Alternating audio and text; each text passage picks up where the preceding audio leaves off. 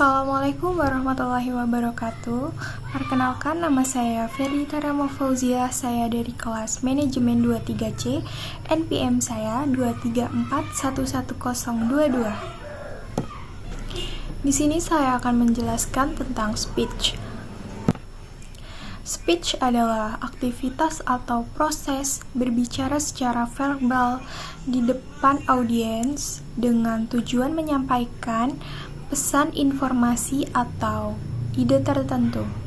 Pidato atau ucapan adalah berbentuk umum dari speech, di mana seseorang berbicara di depan orang lain untuk berbagai tujuan, seperti memberikan informasi, motivasi, menginspirasi, atau mempengaruhi pendapat atau perilaku.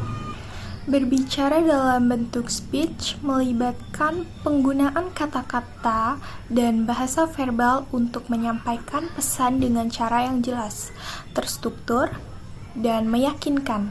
Tujuan dari speech dapat bervariasi tergantung pada konteksnya,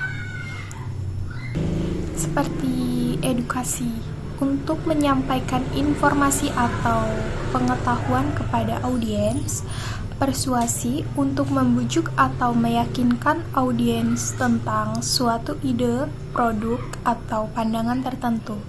Hiburan untuk menghibur dan memikat audiens dengan cerita atau anekdot. Yang motivasi untuk menginspirasi atau memotivasi audiens untuk bertindak atau berpikir secara positif. Penghargaan untuk memberikan penghargaan atau ucapan terima kasih dalam suatu acara.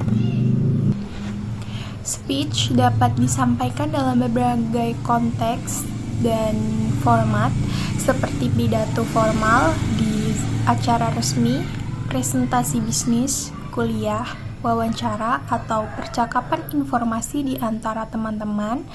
Keterampilan berbicara yang baik termasuk kemampuan menyusun isi yang jelas, penggunaan bahasa yang tepat, informasi yang sesuai, serta ekspresi dan gestur tubuh yang mendukung. Penting untuk memberikan speech yang efektif dan mempengaruhi audiens dengan baik. Ada beberapa fakta yang penting tentang speech yang dapat membantu memahami pentingnya keterampilan berbicara depan umum. Yang pertama, ada keterampilan berbicara adalah keterampilan kunci. Kemampuan berbicara secara efektif di depan umum adalah salah satu keterampilan kunci dalam berbagai bidang kehidupan, termasuk karir, pendidikan, dan kehidupan sosial. Keterampilan ini dapat membantu seseorang dalam menyampaikan ide, mempengaruhi orang lain, dan membangun koneksi yang kuat. Yang kedua, ada mempengaruhi persepsi dan tindakan. Sebuah speech yang kuat dapat mempengaruhi persepsi, keyakinan, dan tindakan audiens. Pidato yang baik dapat menginspirasi, motivasi, atau bahkan mengubah pandangan orang lain terhadap suatu masalah. Yang ketiga, ada struktur dan konten yang tepat penting. Memiliki struktur yang jelas dan konten yang relevan adalah kunci untuk menyampaikan pesan yang baik. Yang keempat, bahasa tubuh dan intonasi berperan penting. Selain kata-kata, bahasa tubuh, ekspresi wajah, dan intonasi suara juga berkontribusi pada pesan keseluruhan yang dibuat oleh seorang pembicara. Penguasaan atas bahasa nonverbal dapat memperkuat pesan yang disampaikan. Yang kelima, ada praktek membuat perkembangan.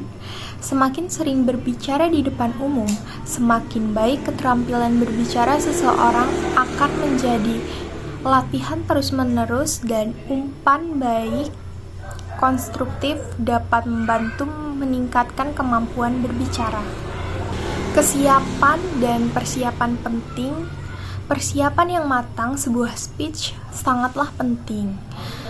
mengenal audiens, memahami topik, dan merencanakan konten yang tepat akan membantu mengurangi kecemasan dan meningkatkan kepercayaan diri. Yang terakhir yaitu ada adaptasi terhadap audiens. Seseorang pembicara yang efektif akan mampu mengadaptasi gaya berbicara dan isi pesan sesuai dengan karakteristik audiens. Struktur sebuah speech yang efektif umumnya terdiri dari beberapa bagian utama yang dirancang untuk menyampaikan pesan secara jelas, menarik, dan meyakinkan kepada audiens. Berikut adalah struktur yang umum digunakan dalam sebuah speech. Yang pertama ada pendahuluan, yang kedua isi pidato, yang ketiga kesimpulan, dan yang keempat tanya jawab.